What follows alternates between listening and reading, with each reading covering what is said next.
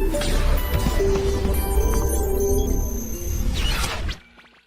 Dear students, कैसे हैं? तो आज हम लोग शुरू कर रहे हैं फ्रिक्शन फोर्स को कंटिन्यू करेंगे। प्यारे बच्चों, हम लोग चर्चा करते हैं सबसे पहले काइनेटिक फ्रिक्शन। कौन सा friction? Kinetic friction. Kinetic friction मतलब सीधी सी फील आ रही है, जब कोई बॉडी किसी सरफेस के रिलेटिवली मूव करती है तो उस समय जो फ्रिक्शन फोर्स एक्ट करता है, यानी कि जो उसके रिलेटिव मोशन को अपोज करता है, वो फ्रिक्शन एक्चुअल में काइनेटिक फ्रिक्शन कहलाता है। काइनेटिक फ्रिक्शन को आप किससे डिनोट करते हैं? एफ के से डिनोट करते हैं। प्यारे बच्चों, कोई भी फोर्स है तो उसका डायरेक्शन और मैग्नीट्यूड दोनों होगा, है ना। थोड़ा सा फंडामेंटल जल्दी खत्म करते हैं क्योंकि आज हमें बहुत सारे प्रॉब्लम्स करने होंगे। आज हम लोग बेसिकली एंगल ऑफ रिपोज, उसके अलावा इंक्लाइन प्लेन पर एक ब्लॉक का जो मूवमेंट है उसके बारे में, और ब्लॉक और ब्लॉक प्रॉब्लम को स्टडी करना होगा। लेकिन चलेंगे जीरो से हीरो लेवल की तरफ, ये मैं आपको बता दूं।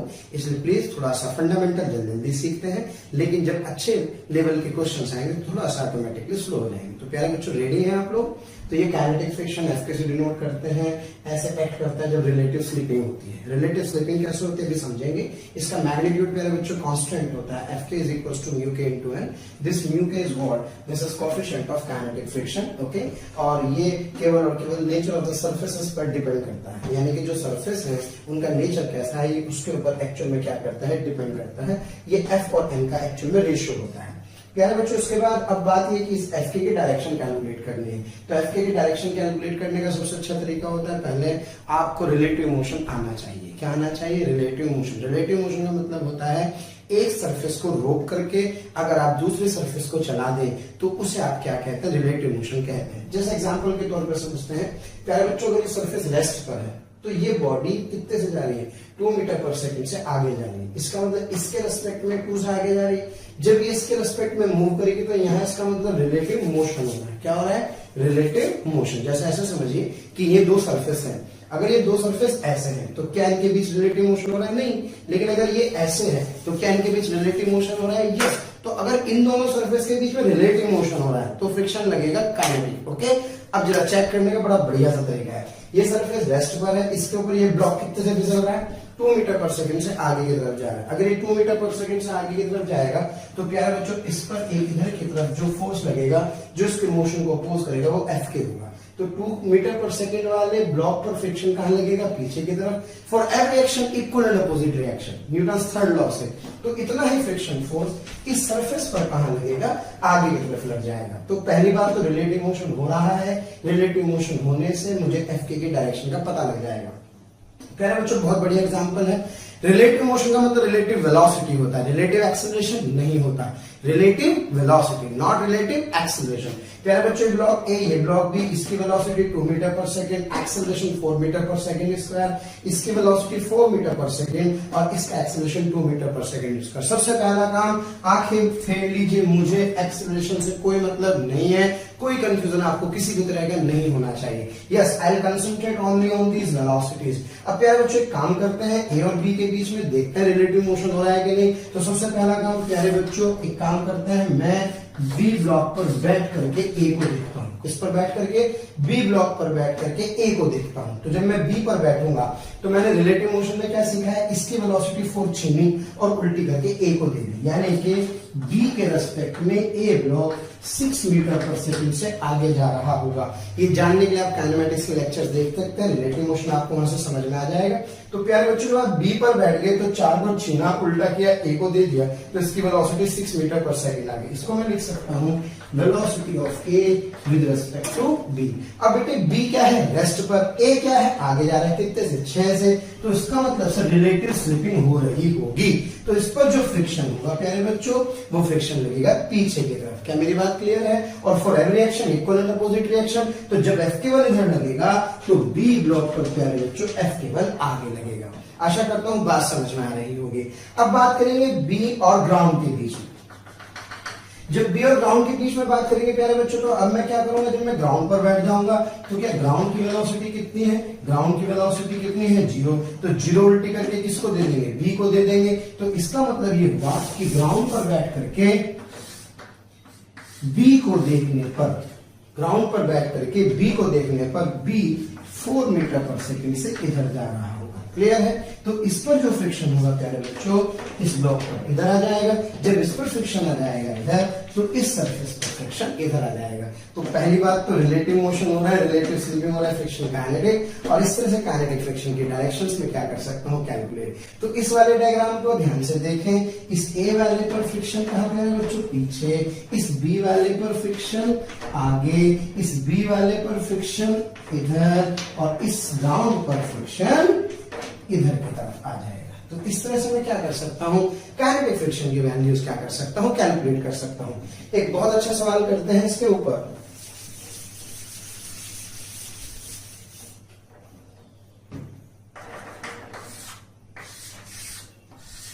प्यारे बच्चे, पेपर है, ये पेपर, वेलोसिटी ऑफ पेपर है 2i कैप प्लस 2j कैप। ओके, ये कुछ इधर की तरफ मुंह मार रहा है। इस पर प्यारे बच्चे ब्लॉक है, और मैं देख रहा हूं टॉप व्यू। ओके, ये है मेरे पास ब्लॉक, और ये ब्लॉक एक्चुअल में मूव कर रहा है किसी वेलोसिटी vb से, जिसकी वैल्यू है 2i कैप। ओके, तो मुझसे पूछ रहा है calculate find direction of kinetic friction. Okay, तो मुझसे काइनेटिक फ्रिक्शन की क्या पूछ रहा है, डायरेक्शन। तो सबसे पहला काम, एक काम कीजिए, वीबी और ये क्या है, वीपी। तो आप एक काम करें, पेपर पर बैठ जाए। पेपर पर बैठने का मतलब होता है ब्लॉक की वेलोसिटी पेपर के रेस्पेक्ट में लिखें, जिसको आप लिख सकते हैं वीबी माइनस वीपी। क्या लिख सकते हैं मेरे बच्चों, वीबी माइनस वीपी। वीबी की वैल्यू मेरे पास कितनी है सर, 2i कैप है। वीपी की वैल्यू कितनी है, 2i कैप, और ये हो जाएगा प्लस 2j कैप। सिंप्लीफाई करेंगे क्या प्यारे बच्चों, माइनस 2j कैप आ जाएगा। इसका मतलब सर आप ये कहना चाहते हैं कि अगर मैं पेपर पर बैठ जाऊं, तो पेपर पर बैठ करके ब्लॉक एक्चुअल में माइनस 2j कैप यानी कि माइनस j कैप डायरेक्शन में जा रहा होगा। ये तो प्यारे बच्चों वेलोसिटी का मैग्नीट्यूड है। मुझे सिंपल रिलेटिव वेलोसिटी की डायरेक्शन देखनी है, जो कि माइनस j कैप डायरेक्शन में। तो सर इसका मतलब कहने का ये हुआ कि जब मैं इस पेपर पर बैठ जाऊंगा, तो इस पेपर पर बैठ करके, हाँ जी, मुझे दिखाई देगा ब्लॉक किधर जाता हुआ, इस डायरेक्शन में जाता हुआ, यानी कि माइनस j कैप डायरेक्शन में एक्चुअल में ब्लॉक जा रहा होगा। तो इस पर प्यारे बच्चों फ्रिक्शन कहां लग रहा होगा, ऊपर लग रहा होगा। और ये फ्रिक्शन किस पर है, ये फ्रिक्शन है प्यारे बच्चों ब्लॉक पर। तो इतना ही फ्रिक्शन पेपर पर कहां लग रहा होगा, पेपर पर ये फ्रिक्शन क्या लग रहा होगा, आगे की तरफ। तो इस वजह से हम लोग क्या कर सकते हैं, रिलेटिव वेलोसिटी से काइनेटिक फ्रिक्शन की डायरेक्शन को देख सकते हैं। आइए आगे बढ़ते हैं और पढ़ते हैं स्टैटिक फ्रिक्शन। ये पेपर है, ओके, जिसका अपन एक टॉप व्यू देख रहे हैं। ओके, यानी कि कुछ पेपर इस तरह से है, और इस पेपर के ऊपर एक ब्लॉक ऐसे रखा हुआ है। Are you getting my point?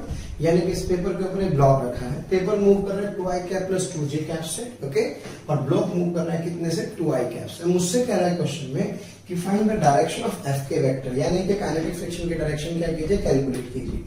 तो प्यारे बच्चों, सबसे पहला काम मुझे काइनेटिक फ्रिक्शन की डायरेक्शन कैलकुलेट करनी है। काइनेटिक फ्रिक्शन मतलब रिलेटिव वेलोसिटी। कौन सी वेलोसिटी, रिलेटिव वेलोसिटी। और रिलेटिव वेलोसिटी मतलब एक काम करते हैं, क्यों ना मैं ब्लॉक की वेलोसिटी किसके रेस्पेक्ट में कैलकुलेट कर लूं, पेपर के। तो क्या प्यारे बच्चों लिख सकता हूं, vb minus vp। This vb is 2i cap, this vp is 2i cap plus 2j cap. Yes, 2i cap minus 2i cap minus 2j cap, छम्मा छम्मा, it is minus 2j कैप। Okay, so this is the velocity of the block with respect to paper. कहने का मतलब ये हुआ कि अगर मैं इस पेपर पर बैठ जाऊं, पेपर के रिलेटिव, ब्लॉक किधर मूव मार रहा है, ब्लॉक एक्चुअल में कुछ इस डायरेक्शन में मूव कर रहा है, यानी कि that is minus j cap direction. प्यारे बच्चों, ये vbp है, जो फ्रिक्शन फोर्स की डायरेक्शन होगी वो माइनस vbp का यूनिट वेक्टर है। यानी कि मैग्नीट्यूड से मुझे मतलब, मुझे केवल डायरेक्शन से मतलब है, जो कि माइनस j कैप होगा।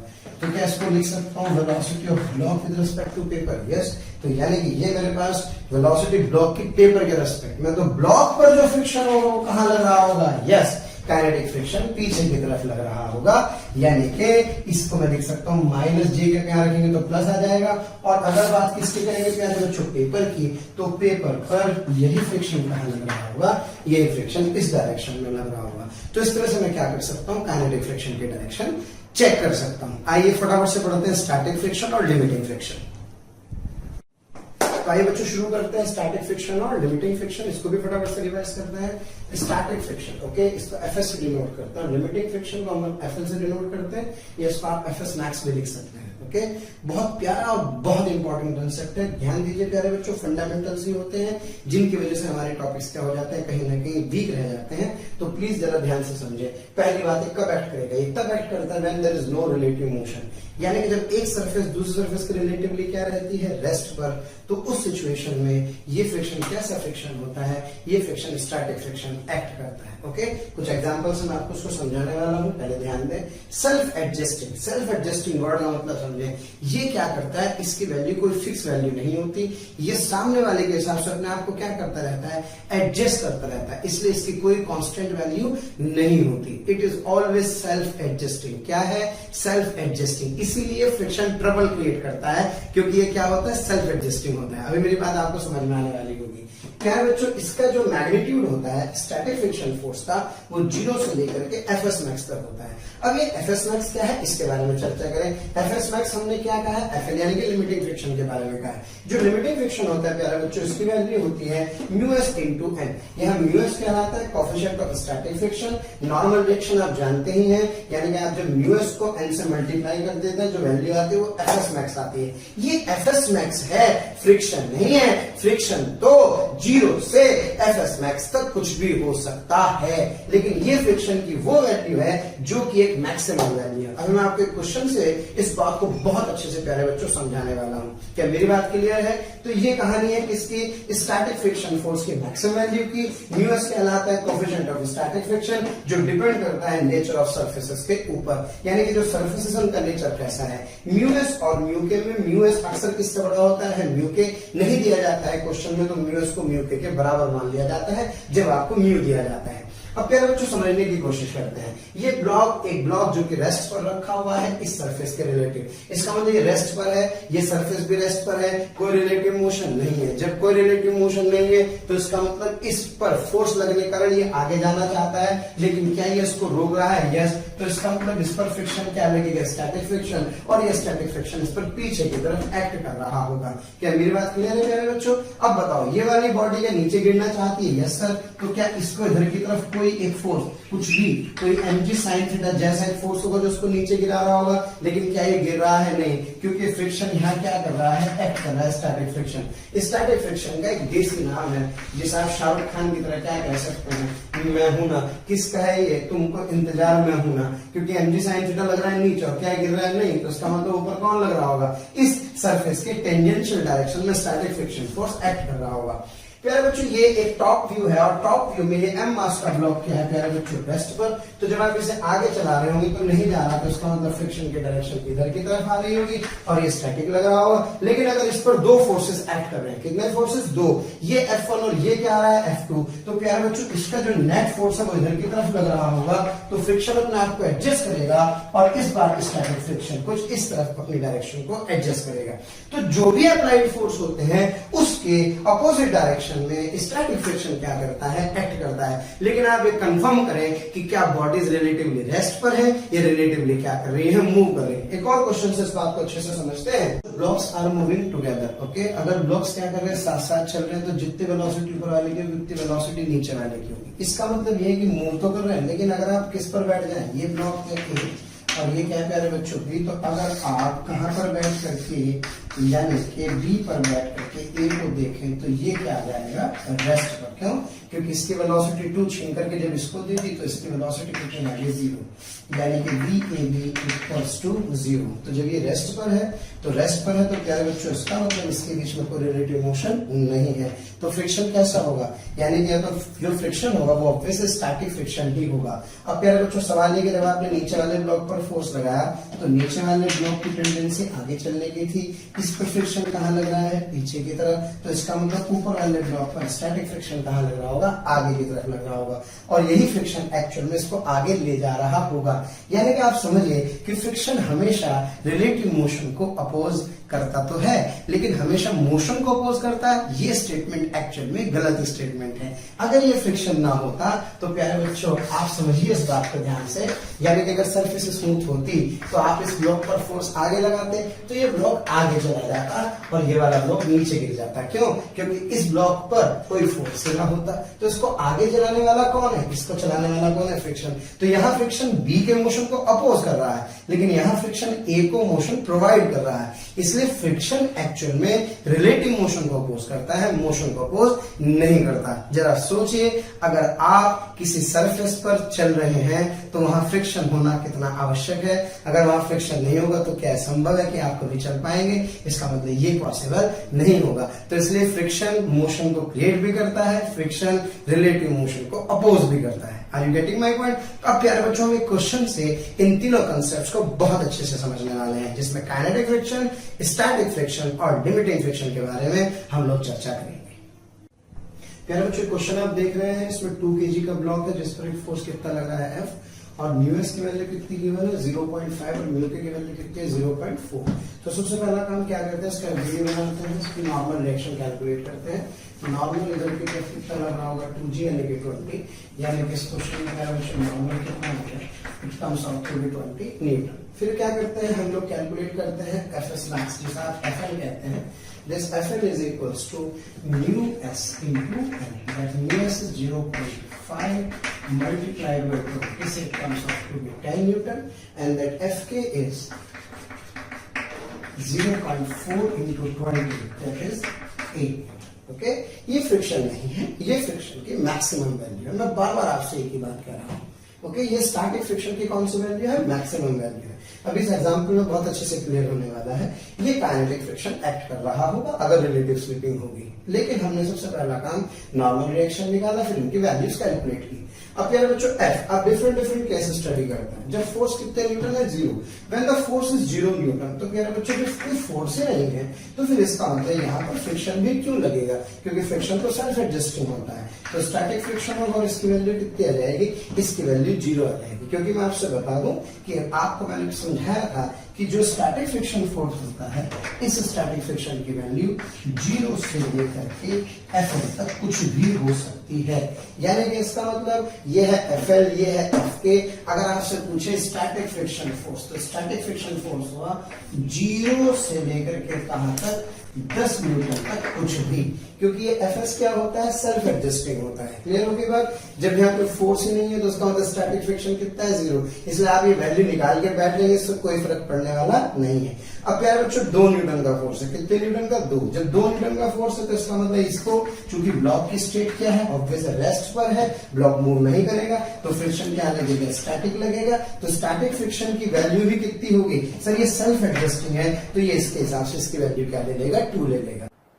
प्यारे बच्चों बहुत बहुत शुक्रिया दिल से आप सभी लोगों का, जो आप लोगों का इतना प्यार मिला, आप लोगों के इतने व्यूज़, इतने सारे लाइक्स, इतने सारे कमेंट्स मिले। मैं ये आपको बताना चाहता हूँ कि जो डिस्क्रिप्शन में लिंक दिया है, प्लीज़ वहाँ जा कर के अपना एनरोलमेंट ज़रूर सुनिश्चित करें। और प्यारे बच्चों इसके अलावा यदि आप डाउट्स का बेनिफिट उठाना चाहते हैं, आप स्टडी मटेरियल का बेनिफिट उठाना चाहते हैं, तो मोशन के प्रीमियम कोर्स को ज्वाइन करें। ये कहीं ना कहीं आपके लिए बहुत बेनिफिशियल होने वाला है। फिर बात करते हैं मेरे बच्चों इस वाले क्वेश्चन में, ब्लॉक पर 4 न्यूटन का फोर्स लग रहा है और चलाने के लिए मैक्सिमम फोर्स कितना चाहिए? 10 न्यूटन। तो इसका मतलब क्या, यहाँ पे जो फ्रिक्शन फोर्स होगा वो 4 न्यूटन आ जाएगा। यस, क्योंकि फ्रिक्शन फोर्स, फिर मैं बार बार कह रहा हूँ, सेल्फ एडजस्टिंग होता है। ये वैल्यू फ्रिक्शन फोर्स की कौन सी वैल्यू है? ये वैल्यू फ्रिक्शन फोर्स की मैक्सिमम वैल्यू है। Are you getting my point? चलिए, अब मैंने कहा कि फोर्स लगा 9.999 न्यूटन, तो इसका मतलब सर जो स्टैटिक फ्रिक्शन होगा इसकी वैल्यू भी 9.999 ही एडजस्ट होगी। लेकिन ये ब्लॉक क्या है? रेस्ट पर है, तो ये फ्रिक्शन स्टैटिक ही है, ये यही रुका रहेगा, मूव नहीं करेगा।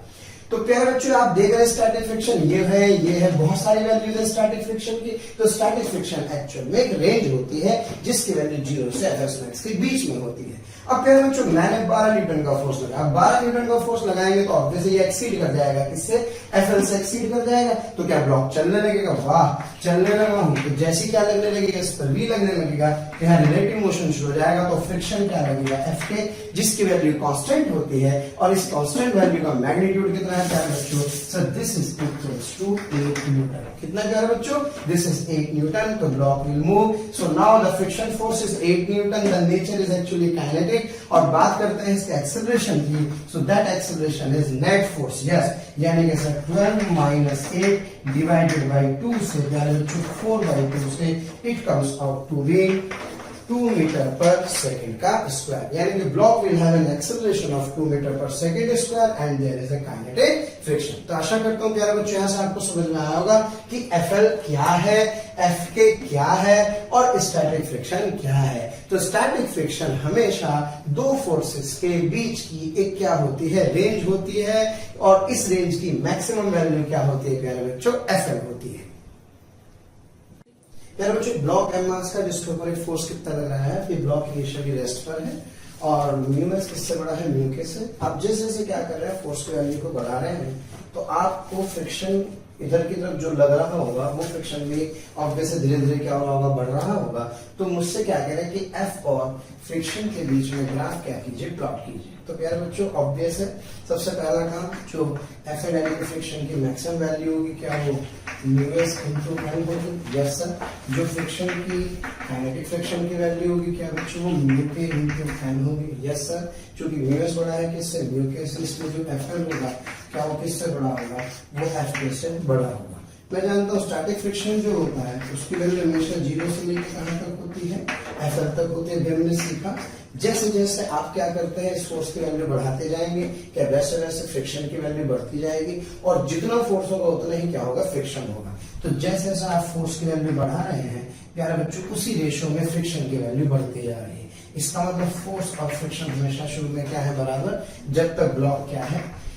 रेस्ट हो रहा है। क्या मेरी बात क्लियर है? तो इस सिचुएशन में इसका जो स्लोप होगा tan थीटा क्या बेटे? वो f/f यानी कि दोनों बराबर होगा, यानी कि थीटा इज इक्वल्स टू कितने डिग्री हो जाएगा? 45। तो इसका स्लोप कितने डिग्री होगा? 45 डिग्री होगा। आपने फोर्स को और बढ़ाया, फ्रिक्शन और बढ़ा और बढ़ते बढ़ते कहां पहुंच गया? बढ़ते बढ़ते अपनी मैक्सिमम वैल्यू पर पहुंच गया। यानी कि आप जैसे जैसे फोर्स को बढ़ा रहे हैं ऐसे ऐसे फ्रिक्शन की वैल्यू क्या हो रही है? बढ़ रही है, सेम रेशियो में बढ़ रही है। फिर फोर्स की वैल्यू मैक्सिमम वैल्यू तक पहुंचेगी। अब इसके बाद ब्लॉक क्या होगा? चलने लगेगा। लेकिन जैसे ही block just begin to slide की कंडीशन में आएगा उस समय इस पर क्या लग रहा होगा? एफएल यानी कि मैक्सिमम फोर्स लग रहा होगा। अब अगर आपने फोर्स की वैल्यू को थोड़ा सा भी बढ़ाया तो थोड़ा सा बढ़ाने पर ये ब्लॉक मूव कर जाएगा और इसके ऊपर क्या लगने लगेगा? काइनेटिक फ्रिक्शन लगने लगेगा। और काइनेटिक फ्रिक्शन क्या होता है? छोटा होता है किससे? स्टैटिक फ्रिक्शन की वैल्यू से। It is less than FL. तो प्यारे बच्चों इसका मतलब ये वाली जो ग्राफ है सडनली थोड़ा सा एकदम से नीचे आएगा और अब चूंकि ब्लॉक चल रहा होगा इसके पास एक वेलोसिटी आ गई होगी। तो जब तक ये नहीं रुकेगा तब तक इसके ऊपर एक काइनेटिक फ्रिक्शन ही लगेगा जिसकी वैल्यू कांस्टेंट होगी। इसलिए वाला ग्राफ क्या हो जाएगा? पैरेलल टू फोर्स एक्सिस हो जाएगा। इसलिए एक बहुत प्यारा सा सवाल है। पहले स्ट्रेट लाइन होता है, एंगल 45 डिग्री बनाता है, फिर इसके बाद मैक्सिमम वैल्यू तक जाता है, फिर किंक आती है और किंक आकर के प्यारे बच्चों ये इसके पैरेलल टू एफ एक्सिस हो जाता है। तो इसलिए आपसे पूछे यार एफ और एफ का ग्राफ क्या होगा? स्ट्रेट लाइन होगा। पहली बात क्या इसमें किंक आता है? यस। और क्या इसके बाद एफ के कांस्टेंट लगेगा? यस। क्या ये वाली लाइन एफ के को शो कर रही है? एग्जैक्टली ये लाइन एफ के को शो कर रही है। तो क्या प्यारे बच्चों मेरी बात सबको क्लियर है? या अच्छा मैं आपसे सवाल पूछना चाहता हूं। पहला सवाल, क्या एफ के बड़ा होगा एफएल से? No sir. क्या एफएल बड़ा होगा एफ के से? Yes sir. क्या स्टैटिक फ्रिक्शन फोर्स छोटा होगा एफ के से? यस। स्टैटिक फ्रिक्शन एफ के से तो छोटा हो ही सकता है क्योंकि स्टैटिक फ्रिक्शन तो 0 से लेके एफएल तक कुछ भी हो सकता है। तो वो जो बड़ा होता है वो एक्चुअल में एफएल होता है। तो अगर कहीं स्टेटमेंट आ जाए कि static friction is greater than kinetic friction, भावुक ना हो स्टैटिक फ्रिक्शन, तो काइनेटिक फ्रिक्शन से कम हो ही सकता है। देखो प्यारे बच्चों, जब यहाँ पर ये वाली वैल्यू, यहाँ तक सारी वैल्यू कौन सी वैल्यू है, ये सारी की सारी वैल्यू स्टैटिक फ्रिक्शन ही तो है। तो क्या ये वाली वैल्यू जो होगी फ्रिक्शन की, क्योंकि जिस समय ये फोर्स लग रहा होगा, क्या उस समय ये फ्रिक्शन होगा, क्या ये फ्रिक्शन स्टैटिक होगा, तो क्या इसकी वैल्यू एफ के से तो कम ही होगी ना, इसलिए स्टैटिक फ्रिक्शन एफ के से कम हो सकता है, लेकिन लिमिटिंग फ्रिक्शन कभी भी एफ के से कम नहीं होगा। बच्चों इस क्वेश्चन को, तो प्यारे बच्चों इस क्वेश्चन को देखते हैं। इसमें मास कितना है 2 kg, वेलोसिटी कितने 20 मीटर पर सेकंड से ब्लॉक मूव कर रहा है। मूव कर रहा है तो उसका मतलब सर रिलेटिव स्लिपिंग होगी, तो फ्रिक्शन कैसा लगेगा प्यारे बच्चों, काइनेटिक। काइनेटिक कांस्टेंट होता है और इसी की वजह से इसके पास एक आएगा रिटार्डेशन, जिससे इसकी स्पीड क्या होगी, डिक्रीज होगी। तो आपसे पूछ रहा फाइंड द स्टॉपिंग डिस्टेंस, तो ऑब्वियस है इसकी स्पीड धीरे धीरे कम करता रहेगा और कम करते करते इसकी फाइनल वेलोसिटी को क्या कर देगा, 0। तो आपसे प्यारे बच्चों पूछा है कि इस डिस्प्लेसमेंट एस की क्या कीजिए, वैल्यू कैलकुलेट कीजिए। तो सबसे पहला काम प्यारे बच्चों एफ के लिखता हूं, दैट एफ के is constant, that is mu के इनटू एन। म्यू की वैल्यू 0.4, लॉग नॉर्मल ऊपर और कैपिटल नीचे लग रहा होगा, तो इनटू 20 से it comes out to be 8 newton. 8 newton F के आ जाएगा प्यारे बच्चों। एक्सेलरेशन निकालना है, एफ के डिवाइडेड बाय एम।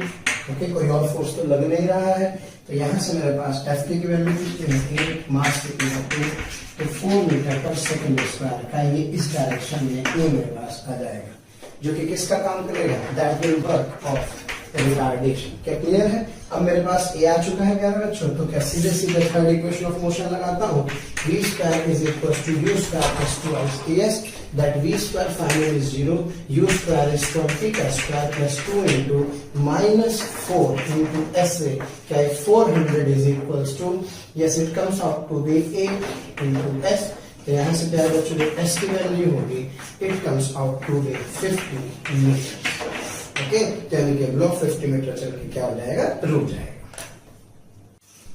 प्यारे बच्चों बहुत इंपॉर्टेंट क्वेश्चन है, बड़ा बढ़िया सा रिजल्ट है, इसके डेरिवेशन भी नहीं जाएंगे हम लोग, लेकिन इस रिजल्ट को याद रखेंगे क्योंकि आज हम बहुत सारी चीजें कवर कर लें। तो आज से कह रहा है find F minimum such that the block just begin to slide. इस एफ की वो मिनिमम वैल्यू बताइए कि कितना मिनिमम फोर्स और किस तरह से उसको अप्लाई किया जाए ताकि ये मिनिमम फोर्स से हम क्या कर सके, इस ब्लॉक को चलाने में सक्सेसफुल हो सके। Find F minimum such that the block just begin to slide. तो प्यारे बच्चों बेसिक सा कंसेप्ट है, वैसे तो मैं आपको बता दूं भाई, आप यहाँ पे क्या करेंगे, एफ के 2 टुकड़े कर लेंगे। प्यारे बच्चों ये क्या होगा, एफ कॉस थीटा, ये मेरे पास आ जाएगा एफ साइन थीटा, ये क्या लग रहा होगा नॉर्मल, और ये क्या लग रहा होगा एंटी, और एफ कॉस थीटा को कहाँ खींच रहा होगा, एफ कॉस थीटा को आगे की तरफ खींच रहा होगा, जिसको रोक रहा होगा कौन, स्टैटिक फ्रिक्शन। जो ये बढ़ेगा त्यों त्यों क्या बढ़ेगा, ये बढ़ेगा। मुझे इसको जस्ट बिगिन टू स्लाइड करना है, तो इसका मतलब ये फ्रिक्शन की मैक्सिमम वैल्यू यानी कि यहाँ क्या लगा देंगे, एफ। इस क्वेश्चन की सबसे खास बात क्या है कि नॉर्मल हमेशा एम जी के बराबर नहीं होता प्यारे बच्चों। N plus F sine theta is equals to M G. तो यहाँ से प्यारे बच्चों नॉर्मल की वैल्यू कितनी आ जाएगी, M G minus F sine theta, जिससे मैं क्या कर सकता हूँ, फ्रिक्शन की लिमिटिंग फ्रिक्शन की वैल्यू कैलकुलेट कर सकता हूँ, that is mu into N, that is mu into M G minus F sine theta. मेरी बात क्लियर है? और जिस समय ये फोर्स इसके बराबर हो जाएगा, यानी कि दिस एफ कॉस थीटा प्यारे बच्चों is equals to F L, उस समय क्योंकि ऑब्वियस है ये greater than equals to F L होगा, तो जस्ट बिगिन टू स्लाइड यानी कि मूव करने लगेगा। अब just begin to slide condition इसके बराबर होगा, तो ऑब्वियस है वो मिनिमम ही तो होगा, ज्यादा होगा तो चलेगा ही। तो मिनिमम के लिए क्या करना होगा, मिनिमम के लिए this F cos theta must be equals to F L, और एफ एल की वैल्यू कितनी आ जाएगी बच्चों, mu into M G minus F sine theta. Okay, जब आप इसको सिंप्लीफाई करेंगे, सिंप्लीफाई करके इस थीटा की वैल्यू रख के, तो मेरे पास एक 2 इंपॉर्टेंट रिजल्ट आते हैं, जिससे मुझे पता लगता है कि इतने थीटा पर ये मिनिमम फोर्स होगा। तो आप प्यारे बच्चों इस रिजल्ट को क्या करें, याद रखें। आइए इसके ऊपर हम फटाफट से क्या करते हैं, कुछ क्वेश्चंस करते हैं। तो प्यारे बच्चों यहाँ से F cos theta is equals to mu N G minus mu F sine theta. प्यारे बच्चों इधर चला गया, यहाँ से मुझे f की वैल्यू एक्चुअली में कैलकुलेट करनी होगी। यहाँ से f कॉमन ले लूंगा तो cos theta plus mu sine theta is equals to क्या आ जाएगा, म्यू एम जी, तो यहाँ से जो फोर्स की वैल्यू होगी, the value of the force is mu M G upon yes cos theta plus mu sine theta. तो ये फोर्स की वैल्यू है। ओके, अब मैं इसको और मिनिमम करना चाहता हूं, तो और मिनिमम करने के लिए इस वाली टर्म को क्या कर दूंगा, मिनिमम कर दूंगा। तो इसलिए आपको ज्यादा समझने की जरूरत नहीं, डिफरेंशिएशन जो रिजल्ट है, चूंकि क्रैश कोर्स है, बस ध्यान रखें। इसको जब फर्दर सिंप्लीफाई करते हैं तो ये रिजल्ट आ जाते हैं, जिसमें अगर इस थीटा की वैल्यू कितनी है, इस थीटा की वैल्यू है tan इनवर्स म्यू। म्यू क्या है प्यारे बच्चों, कोएफिशिएंट ऑफ स्टैटिक फ्रिक्शन है, इतने पर फोर्स लगेगा तो ये वो मिनिमम फोर्स होगा और ये वो एंगल होगा। दोनों पर लगने पर ये ब्लॉक इस फोर्स से जस्ट बिगिन टू स्लाइड की कंडीशन में आ जाएगा। तो क्वेश्चन में ध्यान रखें, कहीं just begin to slide word के दिया गया है, बॉडी को ऐसे किसी एंगल पर क्या कर रहे हैं आप, पुल कर रहे हैं, तो उस सिचुएशन में हमें इस तरह से सॉल्व करना होगा। एक क्वेश्चन से समझते हैं। प्यारे बच्चों, 2 kg का ब्लॉक जिस पर एक फोर्स किसी एंगल थीटा पर लग रहा है, कोएफिशिएंट ऑफ फ्रिक्शन कितना है, 0.75। तो आपसे कह रहा है find F minimum such that the block just begin to slide, also find theta. तो आपसे जैसे वर्ड क्या आया, एफ मिनिमम आया, आप समझ गए सर, मुझे क्वेश्चन समझ में आ गया है।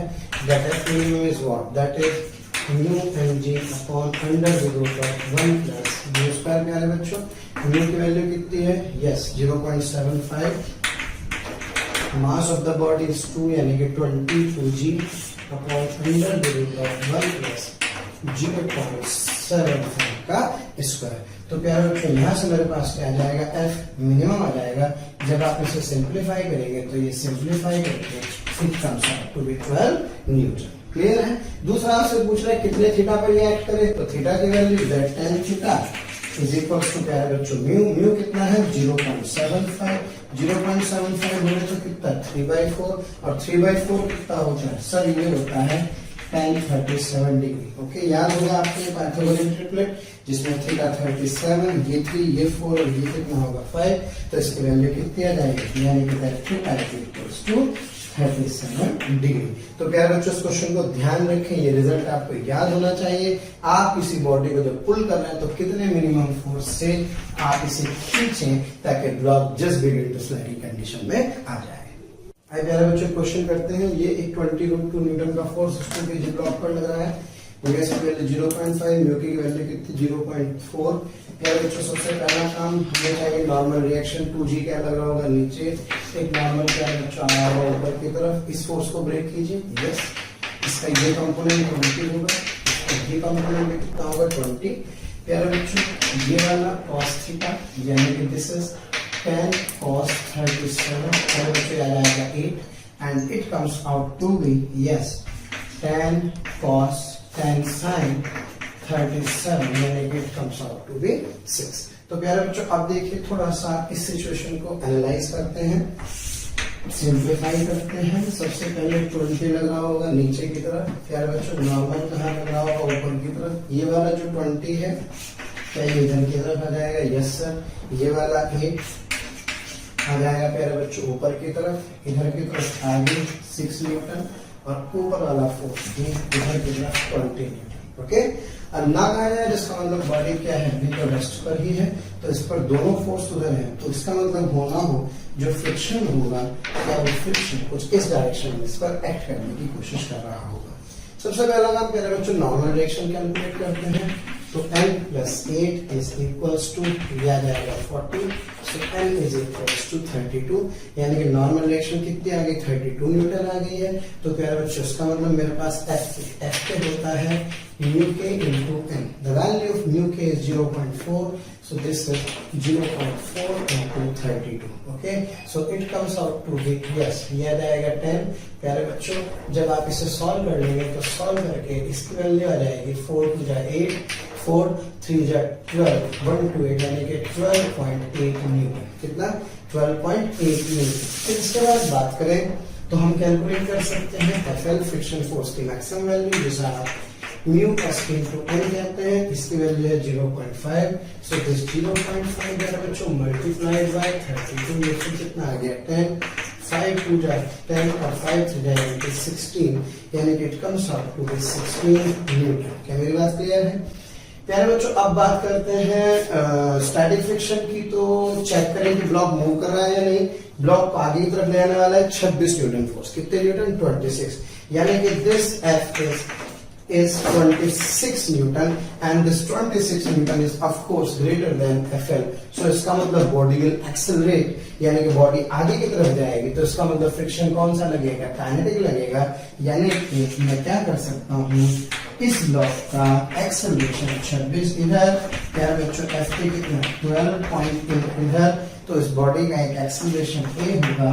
तो यहां से सॉल्व करके that A is equals to 26 minus 12.8 divided by mass कितना, प्यारे बच्चों 2। सॉल्व करके मैं इसका क्या कैलकुलेट कर सकता हूँ, आंसर कैलकुलेट कर सकता हूँ। ओके तो स्टूडेंट्स बहुत इंपॉर्टेंट कंसेप्ट है ये एंगल ऑफ रिपोज, इस पर अच्छे खासे सवाल बनते हैं। जैसा आप सोच रहे हैं कि tan थीटा वाला डायरेक्ट सवाल आ जाएगा, ऐसा तो आपका भ्रम है। मैं जो क्वेश्चंस बताने वाला हूँ आप उसको ध्यान से समझें।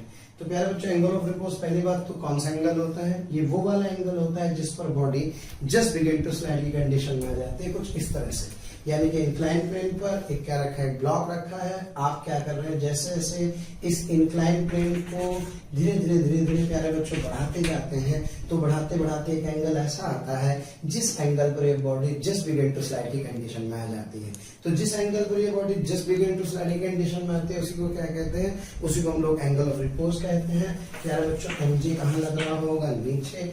एमजी का ये वाला कंपोनेंट सब बच्चे जानते हैं, एमजी कॉस थीटा, ये वाला component MG sine theta. Okay तो चूंकि अभी स्लाइड नहीं कर रहा है, स्लाइड करने वाला है, तो यानी कि फ्रिक्शन कौन सा, स्टैटिक। स्टैटिक में भी कौन सा वाला, एफएल, क्योंकि जस्ट बिगिन टू स्लाइड की कंडीशन है। तो प्यारे बच्चों यहां से ये क्या हुआ, ये हुआ नॉर्मल रिएक्शन। तो सबसे पहले मैं जानता हूं that normal reaction that N is equals to MG cos theta. क्या क्लियर है? Yes sir. Theta is equals to theta R पर body just begin to slide की कंडीशन में होगी। तो जो एफएल होगा, क्या this FL is equals to mu into N, that is equals to mu MG cos theta. क्या clear है? अब प्यारे बच्चों जस्ट बिगिन टू स्लाइड है, इसका मतलब ये वाला इसके बराबर होगा, यानी कि that M G sine theta is equals to mu MG cos theta. ये छम्मा हो गए। तो प्यारे बच्चों यहां से जो tan थीटा आर कहूं that is equals to mu, यानी कि theta R is equals to tan inverse mu.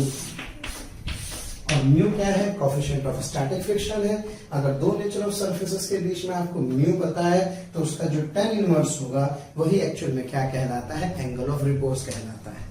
अब प्यारे बच्चों तो ठीक है, एंगल ऑफ रिपोज की बात हो गई। अब मैं इस पार्ट को यहाँ पे कई सारे पार्ट में इसको क्या कर सकता हूँ, डिवाइड कर सकता हूँ। Let us analyse when the angle theta is lying between 0 and theta R, यानी कि ये जो वेज है, ये वेज का जो एंगल है ये थीटा 0 और थीटा यानी कि एंगल ऑफ रिपोज के बीच में होगा। तो उस सिचुएशन में प्यारे बच्चों यहाँ पे एक बहुत बढ़िया सवाल बनता है, आइए जरा देखें क्या। सबसे पहला काम, इस सिचुएशन में जो वेज होगा कुछ इस तरह से होगा, ये एंगल थीटा होगा। हसरतें दिल में दबाने से क्या होगा, सिर्फ एक बार होठ हिलाकर तो देखो और सिमट आएगा आसमां आगोश में तुम्हारे, चाहत की बाहें फैलाकर तो देखो और निगाहों से निगाहें मिलाकर तो देखो, नए लोगों से रिश्ता बनाकर तो देखो। हालांकि प्यारे बच्चों अब हम आप नए नहीं हैं, बहुत दिनों से आपका हमारा कांटेक्ट हो चुका है। मेरा आपसे यही कहना है कि प्लीज़ सब्सक्राइब करें और जो हमारा बेल आइकन है प्यारे बच्चों उसको हिट करें, क्योंकि कहीं ना कहीं जो रिक्वेस्ट आप लोगों के हमें मिलती हैं कमेंट्स के माध्यम से, उसमें हम ये चाहते हैं कि जो भी आपकी रिक्वेस्ट आ रही है उनको अपडेट करें। जो टॉपिक आपके छूट गए हैं वो टॉपिक आपको कहीं ना कहीं जरूर दें। तो वो टॉपिक आपको प्रोवाइड करने के लिए आपको इन्फॉर्मेशन कैसे कहीं ना कहीं मिले, तो आपको किसी से पूछने की जरूरत नहीं है, just to subscribe the channel. Okay, subscribe करें और बेल आइकन को हिट करें। Thank you. ये m होगा प्यारे बच्चों, ये होगा mg sin थीटा, ये होगा mg cos थीटा, ये है मेरे पास नॉर्मल रिएक्शन और ये फ्रिक्शन लग रहा होगा। क्या इस समय ब्लॉक स्लाइड कर रहे हैं? नहीं, क्योंकि एंगल थीटा आर से कम है। तो जितना mg sin थीटा होगा ऑब्वियस है उतना ही तो फ्रिक्शन फोर्स होगा। यानी कि इस सिचुएशन में जब थीटा की वैल्यू थीटा आर से कम है तो प्यारे बच्चों जो स्टैटिक फ्रिक्शन होता है वो एक्चुअली में mg sin थीटा के बराबर होता है।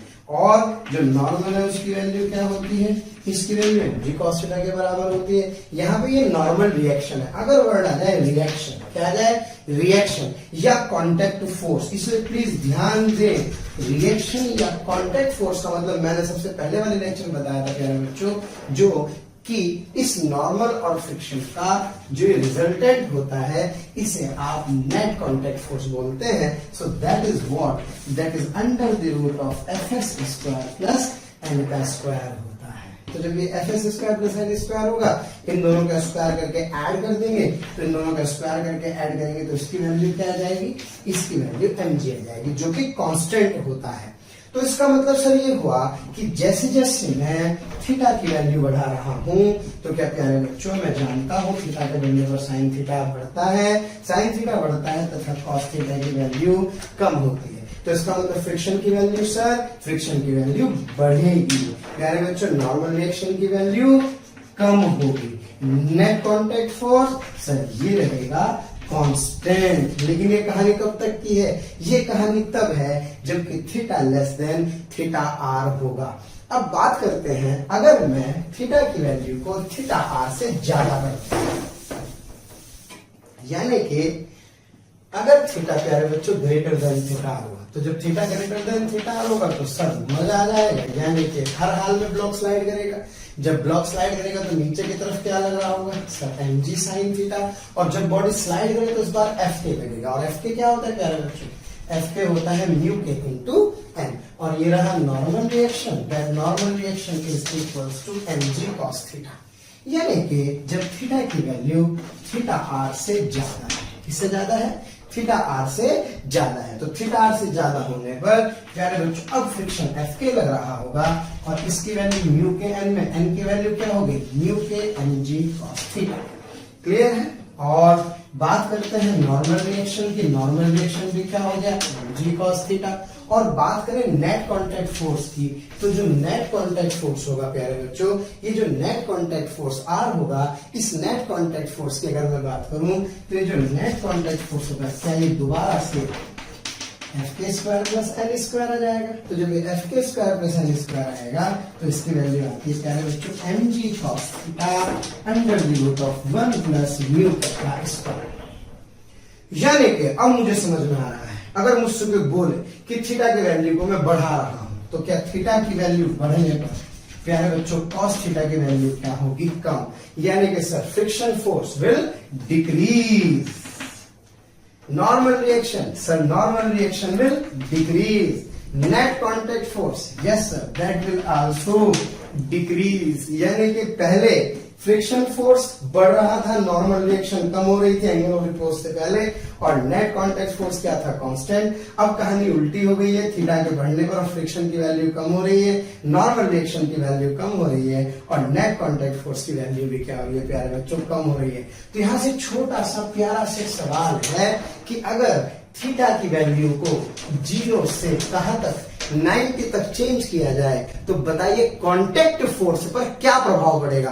तो कांटेक्ट फोर्स का मतलब नॉर्मल रिएक्शन नहीं है, कांटेक्ट फोर्स का मतलब है इस फ्रिक्शन और नॉर्मल का रिजल्टेंट. तो आंसर होगा सर पहले तो क्या रहेगा ये कांस्टेंट, और इसके बाद ये जो रिएक्शन होगी यानी कि नेट कांटेक्ट फोर्स होगा वो क्या होने लगेगा, डिक्रीज करने लगेगा. Okay thank you. तो प्यारे बच्चों angle of inclination 37 degree, mass of the block is 2 kg, mu की वैल्यू कितनी गिवन है 1, और आपसे फ्रिक्शन नॉर्मल और नेट कांटेक्ट फोर्स पूछ रहा है. तो फिर भी पता लगा क्या जब भी कुछ ऐसा कोई सवाल होता है तो उसमें एंगल ऑफ रिपोज कैसे कैलकुलेट करते हैं, that tan theta r is equals to mu, here theta r is the angle of repose. तो प्यारे बच्चों tan theta r is equals to 1, so theta r is equals to 45 degree. Yes, यानी कि इसका मतलब ये वाला एंगल क्या 45 से कम है. ठीक है, अगर एंगल 45 से कम है तो इसका मतलब ये वाला ब्लॉक स्लाइड नहीं करेगा. जब स्लाइड नहीं करेगा तो इधर की तरफ क्या लगा होगा 2g sin थीटा, प्यारे बच्चों इधर की तरफ 2g cos थीटा, ये लग रहा होगा नॉर्मल, और ये क्या लग रहा होगा फ्रिक्शन. चूंकि ब्लॉक स्लाइड नहीं कर रहा है तो ये एफ ही mg sin थीटा, यानी कि the friction force is equals to 2g sin 37, और इसकी वैल्यू आ जाएगी 20 इनटू प्यारे बच्चों 3/5 से it comes out to be 12 newton. Clear है. बात कर रहे हैं नॉर्मल रिएक्शन की, तो that normal reaction is equals to 2g cos 37, that is equals to 16 newton. और जब नेट यानी कि नेट कांटेक्ट फोर्स यानी कि रिएक्शन की बात कर रहे होंगे, so that reaction is under the root of 12 square plus 16 square. तो उसको सॉल्व करके मेरे पास आ जाएगी नेट रिएक्शन. ओके, तो यहाँ ध्यान रखें, जब भी क्वेश्चन को सॉल्व करें तो सीधे सीधे थीटा का ध्यान रखें। अब मैं आपसे एक बहुत बढ़िया कंसेप्ट पे चर्चा करने वाला हूँ प्यारे बच्चों। जब आप क्या करते हैं, सैंड हाथ में लेते हैं और सैंड पे ऐसे ऐसे करके उसकी ढेर बनाते हैं, तो आपने महसूस किया होगा कि जो सैंड होता है शुरू में तो ऐसे ऐसे जमने लग जाता है, लेकिन फिर पर्टिकुलर हाइट के बाद ये जो पार्टिकल्स होते हैं सैंड पार्टिकल, वो किस तरह से फिसलने लगते हैं। अब आप समझिए इसका सीधे सीधे किससे संपर्क है, एंगल ऑफ रिपोज से। कैसे? इसका मतलब जब एंगल छोटा है तो ये पार्टिकल एक दूसरे के ऊपर जमे हुए हैं, लेकिन जैसे जैसे एंगल बढ़ रहा है यानी कि एंगल ऑफ रिपोज पर पहुंचा तो हर एक पार्टिकल कुछ इस तरह से बिहेव कर रहा है जैसे कि किसी इंक्लाइन प्लेन पर बैठा हो। यानी कि इसका मतलब अगर आपसे पूछे कि भाई फाइंड मैक्सिमम वॉल्यूम फॉर्म किसका, ये जो कोन बन रहा है, जबकि कोएफिशिएंट ऑफ फ्रिक्शन पार्टिकल्स के बीच में कितना है, म्यू। तो प्यारे बच्चों बहुत आसान सा कंसेप्ट है, कुछ नहीं करना, ये आपने क्या बना दी, ये आपने कोन बना दी। अब इसका वॉल्यूम ऑब्वियस है, जैसे जैसे इसकी हाइट बढ़ेगी वैसे इसका वॉल्यूम बढ़ेगा। तो जिस समय ये एंगल थीटा आर के बराबर होगा उस समय इसका वॉल्यूम क्या होगा, मैक्सिमम होगा। मैंने माना कि इसकी हाइट कितनी है प्यारे बच्चों, h, और इसकी रेडियस कितनी है, r। तो मैं जानता हूं थीटा मतलब tan theta is equals to tan theta r, that is equals to mu, और ये आ गया मेरे पास म्यू बाई 1, यानी कि इस ट्रायंगल में जो tan थीटा होगा ये म्यू होगा, तो ये क्या होगा प्यारे बच्चों, 1 होगा। वॉल्यूम ऑफ द कोन कितना होता है, volume of the cone is 1/3 pi r square h। तो प्यारे बच्चों यहां से जो tan थीटा म्यू बाई 1 है, क्या वो h बाई आर के बराबर हो जाएगा। तो जब ये h बाई आर के बराबर हो जाएगा तो यार प्यारे बच्चों यहाँ से h बाई आर के बराबर होने पर मेरे पास जो h की वैल्यू है वो कितनी आ जाएगी, वो आ जाएगी mu into R. Mu R को उठा के यहाँ रख देंगे तो the volume is 1/3 pi R square into mu into R, so that volume is equals to 1/3 pi R cube mu R. So this is the maximum volume formed of this cone with the help of these sand particles. तो concept छोटा सा है लेकिन कभी कभी click कर जाए तो इंपॉर्टेंट है, यानी कि जिस समय एंगल थीटा आर के बराबर होगा तो यह एंगल ऑफ रिपोज हो जाएगा। आइए करते हैं और क्वेश्चंस। तो बहुत ही प्यारा सवाल अक्सर पूछा जाता है, एक इंसेक्ट है, ये एक बाउल है, ओके, और आपसे कह रहा है कोएफिशिएंट ऑफ फ्रिक्शन क्या हो जाए म्यू इस इंसेक्ट और बाउल के लिए। तो आपसे पूछ रहा है कि बताइए कितनी मैक्सिमम हाइट तक ये इंसेक्ट जाएगा और उसके बाद ये जस्ट बिगिन टू स्लाइड की कंडीशन में आ जाएगा। Find h max at which the insect just begin to slide, यानी कि कितनी मैक्सिमम हाइट तक यहाँ पर पहुंचेगा ताकि ये जस्ट बिगिन टू स्लाइड की कंडीशन में आ जाए। इसका सीधा सीधा संपर्क एंगल ऑफ रिपोज से है। प्यारे बच्चों ध्यान दीजिए, मुझसे कह रहा है यार ये वाली वैल्यू हाइट निकालिए कि भाई कितनी हाइट पर ये जस्ट बिगिन टू स्लाइड की कंडीशन में आ जाएगा। Just begin to slide word आ रहा है, ऐसे ऐसे करके इसका स्लोप बढ़ता जा रहा है, तो कहीं ना कहीं एंगल ऑफ रिपोज की फील आ रही है। तो प्यारे बच्चों मुझे h max एक्चुअल में क्या करना है, कैलकुलेट करना है। आइए ऐसे समझते हैं, मैंने माना कि एंगल कितना है प्यारे बच्चों, थीटा। ये एंगल अगर थीटा है तो जरा इसका कनेक्ट करते हैं, यहाँ पर एक बनाते हैं छोटी सी टेंजेंट। घबराना नहीं है बिल्कुल, इस डायग्राम से प्यारे बच्चों ये है एंगल ऑफ इंक्लाइनेशन। और देखिए ये वाला एंगल थीटा है प्यारे बच्चों, ये वाला एंगल 90 है, ये 90 माइनस थीटा है। तो प्यारे बच्चों ये थीटा है तो ये वाला एंगल कितना है, थीटा। ओके, ये थीटा 90 माइनस थीटा, ये पूरा 90, तो ये थीटा, तो ये थीटा। अब देखो ये सीधे सीधे आपको क्या इंसेक्ट दिखाई दे रहे हैं यहाँ पर, क्या ये इंक्लाइन प्लेन दिखाई दे रहा है, यस सर। और प्यारे बच्चों देखो जब ये थीटा है तो ये थीटा है, इसका मतलब जितना ये थीटा है उतना ही ये थीटा है। तो मुझे समझ में आ रहा है कि जब जस्ट बिगिन टू स्लाइड की कंडीशन होगी उस समय थीटा किसके इक्वल होगा, थीटा आर के इक्वल होगा। अब प्यारे बच्चों आप सभी अच्छे से जानते हैं जस्ट बिगिन टू स्लाइड की कंडीशन में क्या ये mg साइन थीटा होगा, यस सर। क्या प्यारे बच्चों इधर की तरफ mg cos थीटा होगा, और इस डायरेक्शन में इधर की तरफ क्या लगा होगा, फ्रिक्शन की मैक्सिमम वैल्यू। जब ये इसके बराबर होगा तो जस्ट बिगिन टू स्लाइड की कंडीशन में आ जाएगा। और सब बच्चे जानते हैं that theta R is equals to mu, यानी कि एक छोटा सा ट्रायंगल अगर मैं बना रहा हूं तो इस ट्रायंगल में ये थीटा आर होगा, ये थीटा आर होगा, म्यू बाई 1 ये म्यू होगा, ये 1 होगा, तो क्या under root 1 plus mu square होगा। तो ये थीटा आर है, तो इसका मतलब ये वाला एंगल भी कितना हो गया, थीटा आर। प्यारे बच्चों मुझे निकालना है एच मैक्स। मैं जानता हूं ये पूरी क्या है, रेडियस आर, ये रेडियस भी क्या है आर, तो ये क्या होगा सर, ये होगा आर कॉस थीटा, ये आर कॉस थीटा, तो यही तो एच मैक्स है। So this H max is equal to R minus R cos theta. प्यारे बच्चों आर कॉमन ले लिया, 1 माइनस कॉस थीटा। मुझे आंसर किसके टर्म में निकालना है, म्यू के टर्म में। टेन थीटा मेरे पास है, कॉस थीटा मुझे निकालना है, तो क्या इस वाले ट्रायंगल से प्यारे बच्चों this cos theta is equal to 1 upon under root क्या 1 प्लस म्यू का स्क्वायर, बस उठा के यहाँ पुट कर दीजिए, तो क्या R into 1 minus 1 upon under root 1 plus mu square से मेरे पास किसकी वैल्यू आ जाएगी, I have the value of this H max. क्या मेरी बात क्लियर है? Yes sir. इस तरह से मैं क्या कर सकता हूँ, एच मैक्स की वैल्यू कैलकुलेट कर सकता हूँ। प्यारा बच्चों बहुत ही प्यारा सवाल है, अक्सर रिपीट होता है, ध्यान से समझे। A block of mass m is placed on a surface with a vertical cross section given by y is equals to x cube by 6, y is equals to x cube by 6। ये कोई curve की equation है, okay. अब मुझे नहीं पता curve कैसा, लेकिन कोई भी कर्व हो सकता है, और y और x का रिलेशन आपको दिया है। Mu is equal to 0.5 given है, ओके।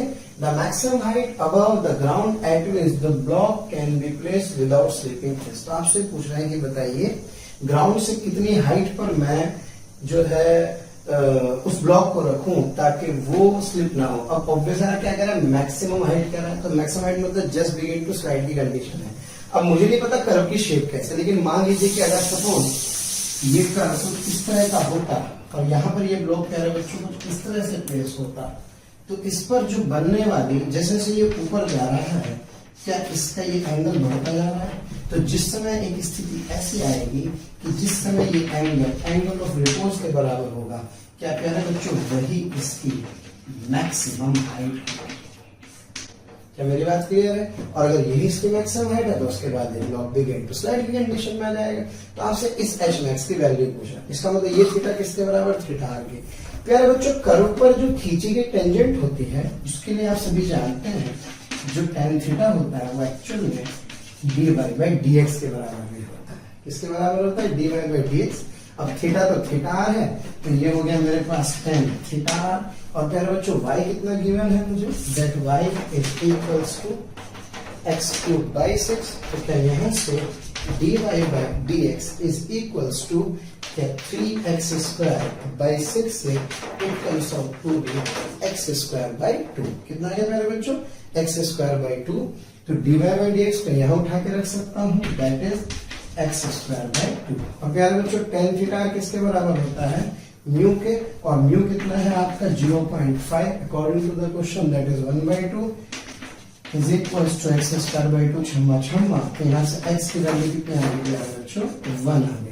ये तो आपके पास एक्चुअली ये आया है। मुझसे क्या पूछ रहा है, मुझसे पूछा है y, तो इस x की वैल्यू उठा करके इस वाले कर्व में पुट कर दीजिए, तो क्या y is equals to x cube by 6। इसकी वैल्यू उठा के जब आप इसमें रखेंगे तो y कितना आ गया प्यारे बच्चों, it comes out to be 1/6 metre. तो 1/6 मीटर कौन सा ऑप्शन होगा, option C is the correct answer. क्या मेरी बात क्लियर है? दैट्स प्यारे बच्चों इंक्लाइन प्लेन जिस पर कैनवास का ब्लॉक रखा है, ठीक है, ये फिक्स वेट है, और ये जो इस बार जो थीटा है वो ग्रेटर देन थीटा है, यानी कि इसका मतलब ब्लॉक स्लाइडिंग करेगा, okay. That coefficient of friction is mu के इज इक्वल्स टू म्यू। तो प्यारा बच्चा आपसे पूछ रहा है एक्सीलरेशन की वैल्यू क्या कीजिए, कैलकुलेट कीजिए। तो क्या करना होगा, ब्लॉक पर mg कहाँ लगा होगा, इधर ये लगा होगा, mg के कितने कंपोनेंट्स होंगे, दो, ये वाला कंपोनेंट mg sin थीटा, ये वाला कंपोनेंट mg cos थीटा। तो क्या इधर की तरफ एक फ्रिक्शन, काइनेटिक फ्रिक्शन आ रहा होगा, क्योंकि थीटा ग्रेटर देन थीटा आ रहा है, and the block will have an acceleration in this direction. So this mg sin theta minus fk is equals to ma. So this mg sin theta minus mu mg cos theta is equals to ma. So this acceleration. प्यारे बच्चों आपको video अगर पसंद आ रहे हैं तो please like करें, share करें, और साथ ही साथ उन ज़रूरतमंद बच्चों को इसके बारे में ज़रूर इन्फॉर्मेशन दें जिनको इसकी कहीं ना कहीं आवश्यकता है। मैं जानता हूं आपका दिल बहुत अच्छा है, आप भी दूसरों के बारे में शायद उतना ही सोचते हैं जितना ये मोशन की टीम सोच रही होगी। तो प्यारे बच्चों, इसलिए इन लेक्चर्स के जो भी लिंक्स हैं वो अपने फ्रेंड्स के साथ ज़रूर शेयर करें। विश्वास कीजिए, जितने ज़्यादा लोग जुड़ेंगे उतना ज़्यादा आप लोगों का प्यार, स्नेह, लाइक और कमेंट्स के माध्यम से हमें प्राप्त होगा, जिससे मोशन की टीम मोटिवेटेड होगी और हम लोग दिन रात बहुत ऊर्जा के साथ प्यारे बच्चों आपके साथ काम करेंगे। G sin theta minus G cos theta. Okay, so this is the expression of the acceleration.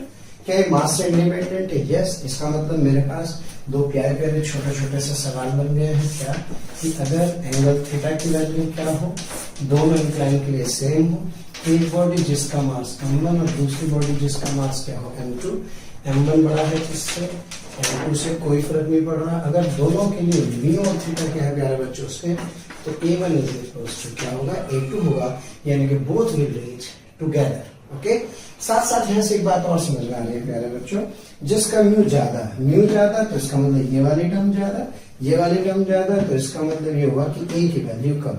यानी कि अगर मैं आपसे कहूं कि मेरे पास दो ब्लॉक हैं, इसका मास भी है, इसका मास भी है प्यारे बच्चों, ये थीटा, ये म्यू1 है और ये क्या है m2, और म्यू1 किससे बड़ा है, म्यू2 से। अगर म्यू1 की वैल्यू म्यू2 से क्या है ज्यादा, तो प्यारे बच्चों a1 is less than a2, तो जो एक्सेलरेशन ऑफ 1 होगा वो कम होगा, जबकि एक्सेलरेशन ऑफ 2 क्या होगा, ज्यादा होगा। तो इसका मतलब पहले कौन पहुंचेगा, पहले ये वाला ब्लॉक पहुंचेगा, बाद में पहले ये वाला ब्लॉक पहुंचेगा, बाद में ये वाला ब्लॉक पहुंचेगा। तो इस तरह से याद रखें कि भाई जो एक्सेलरेशन होता है वो क्या होता है, जी sine square minus mu g cos theta. आइए इसके ऊपर करते हैं एक बहुत बढ़िया सवाल। प्यारे बच्चों, बहुत स्टैंडर्ड क्वेश्चन है। Smooth block is release at rest on A 45 degree. Okay, यानी कि पहले कह रहा है स्मूथ सरफेस है और 45 डिग्री पर रिलीज किया गया है। Incline plane then slides a distance d, जो कि d डिस्टेंस स्लाइड करता है।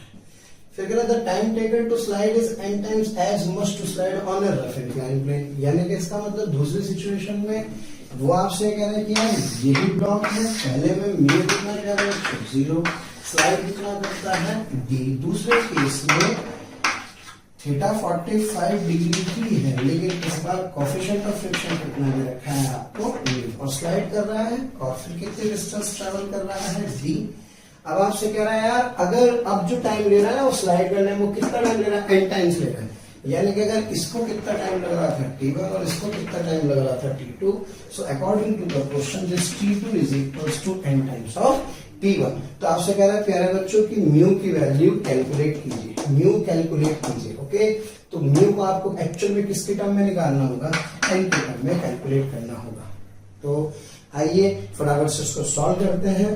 तो प्यारे बच्चे t2 is equals to n t1। जब फ्रिक्शन नहीं है तो कैसा बच्चे जानते हैं एक्सेलरेशन कितना होता है, सर जी साइन थीटा।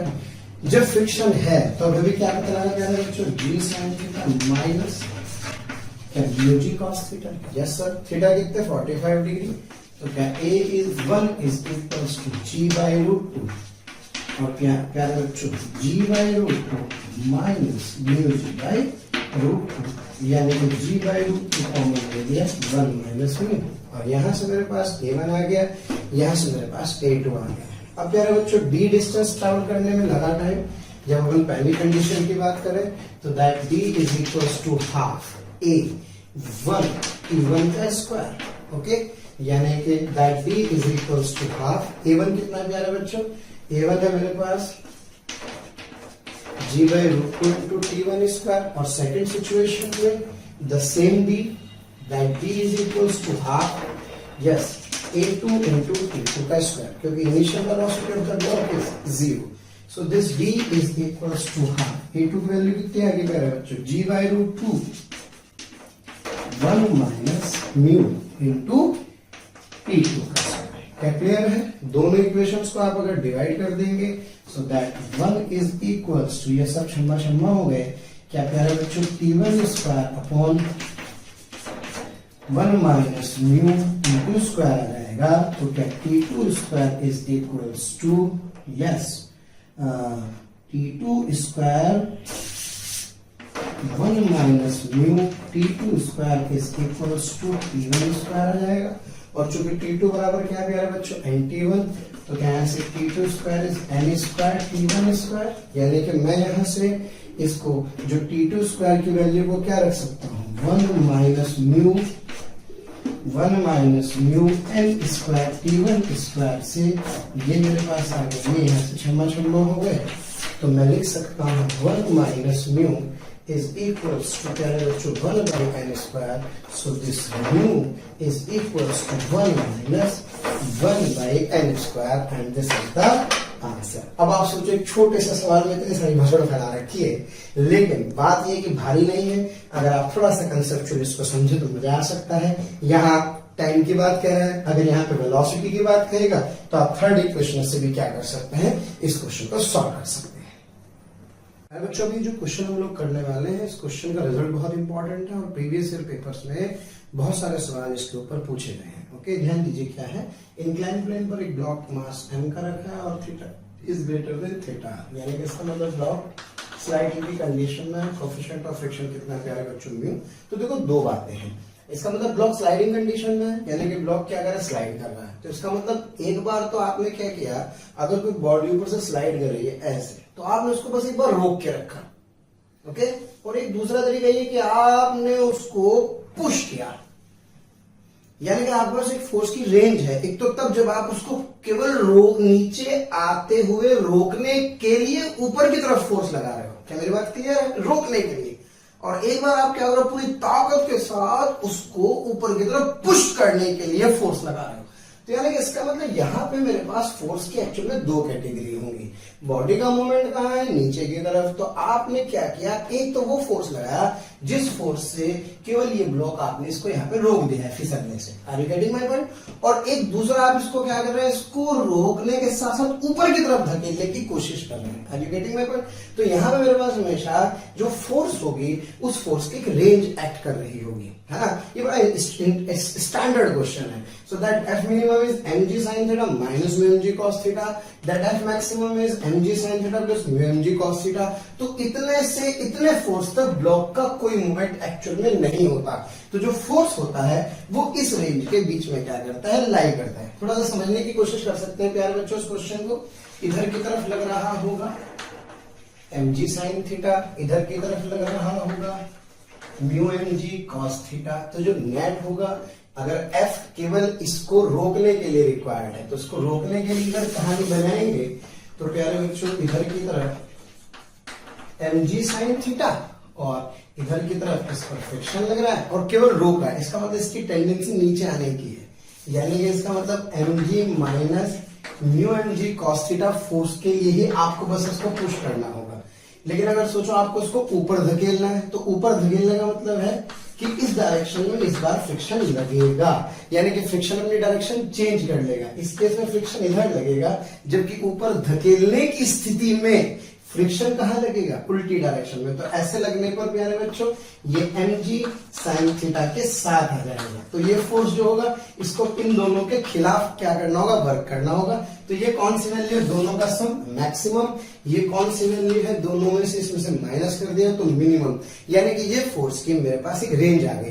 तो जब भी कभी क्वेश्चन में भी आपको क्वेश्चन से समझाने वाला हो, कहीं कोई वर्ड आ जाए कि भाई मैक्सिमम टू मिनिमम का रेशियो इतना है, या मैक्सिमम इतना है, या मिनिमम इतना है, तो किसी पर्टिकुलर क्वांटिटी की वैल्यू क्या कीजिए, कैलकुलेट कीजिए। तो बिना दिमाग लगाए mg sin theta minus mu mg cos theta क्या हुआ, मिनिमम वाला हुआ, mg sin theta plus mu mg cos theta maximum वाला हुआ, और इन दोनों से इस चीज को समझ जाइए। आइए करते हैं इसके ऊपर एक क्वेश्चन। प्यारे बच्चों question same, theta angle, theta greater than theta आप कहिए, ये m मास का ब्लॉक है, इस पर एक फोर्स लग रहा है, सरफेस रफ है। तो आपसे कह रहा है find f such that is just moving upwards, यानी कि ब्लॉक को कहां मूव कराना है, जस्ट मूविंग अपवर्ड्स। तो मूविंग अपवर्ड्स का मतलब आप समझ गए, जो पिछले वाला हमने कंसेप्ट समझा, इसका मतलब f मैक्स की बात कर रहा है। तो आपसे पूछ रहा है कौन से ऑप्शन सही होंगे, तो सर इसका मतलब ऑप्शन क्या होगा, ऑप्शन होगा सर ये वाला। सर क्या मेरी बात क्लियर है, मिनिमम पूछता तो कौन सा वाला ऑप्शन होता, ए वाला ऑप्शन होता। प्यारे बच्चों बहुत अच्छा सवाल। एक m मास की ये कार्ड आपको दिखाई दे रहा है, साथ एक m मास का ब्लॉक है। दोनों के बीच का कोफिशिएंट ऑफ फ्रिक्शन कितना है म्यू। आपसे कह रहा है कितना फोर्स लगाऊं ताकि एम के रिस्पेक्ट में रेस्ट पर है। यहाँ देखो कुछ इस तरह का सवाल है, जैसे गाड़ी आ रही है और बहुत तेज स्पीड से सामने आ जाए और छत से चिपक के ऐसे चला जाए, यानी कि इसका मतलब ये वाला इसके रिस्पेक्ट में क्या है, रेस्ट पर।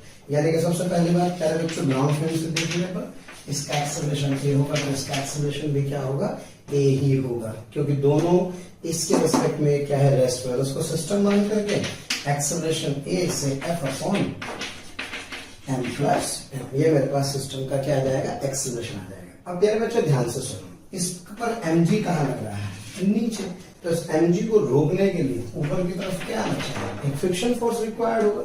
अब बात है कि फ्रिक्शन फोर्स आएगा कहां से, भाई नॉर्मल भी तो कहीं ना कहीं से आना चाहिए। तो एक काम करते हैं प्यारे बच्चों, इसके फ्रेम में बैठ जाते हैं, इसके।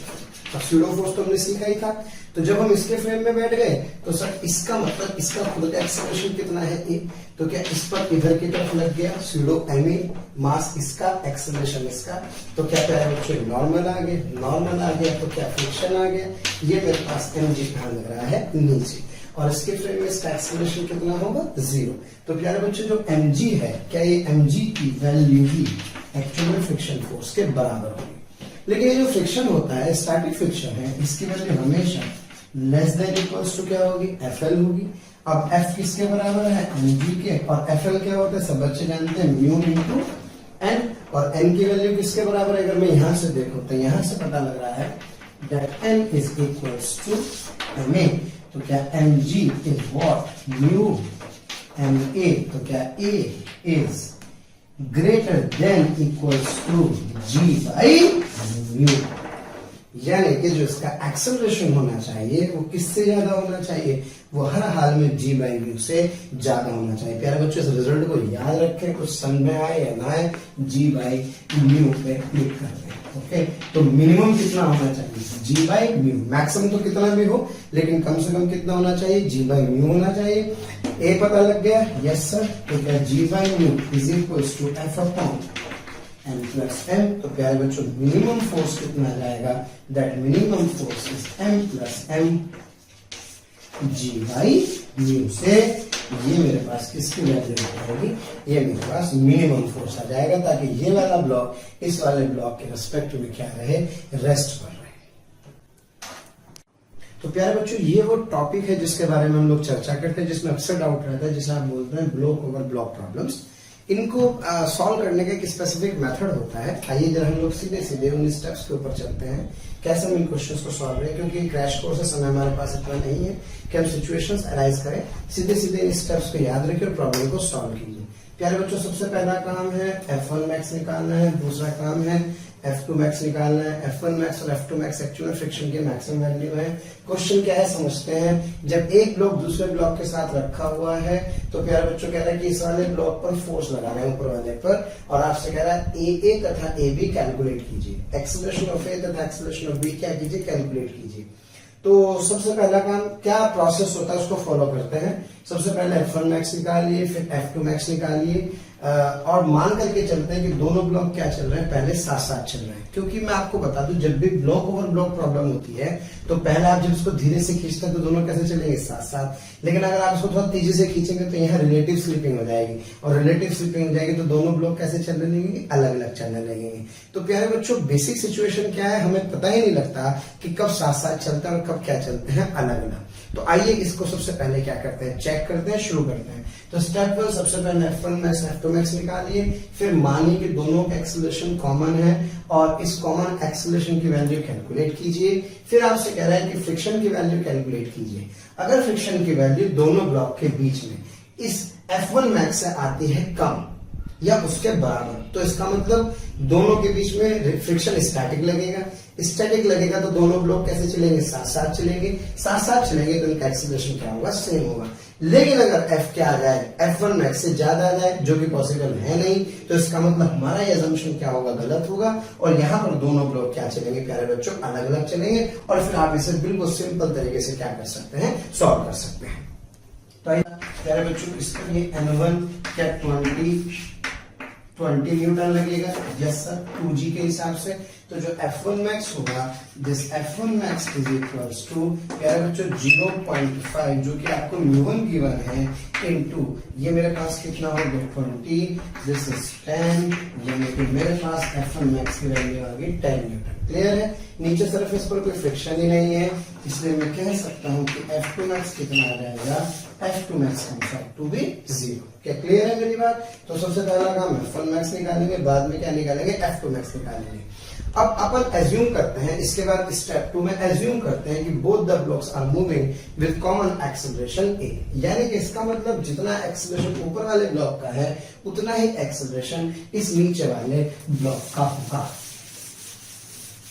तो मैं यहां से शुरू करता हूं। सबसे पहले फोर्स कहां लग रहा है, ऊपर वाले ब्लॉक पर, कितने न्यूटन का, 10 का। तो इसको रोकने के लिए फ्रिक्शन कहां लगेगा, पीछे। इसी तरह से इतना ही फ्रिक्शन कहां लगेगा, आगे। For every action equal and opposite reaction. नीचे वाली सरफेस पर फ्रिक्शन कितना है प्यारे बच्चों, 0।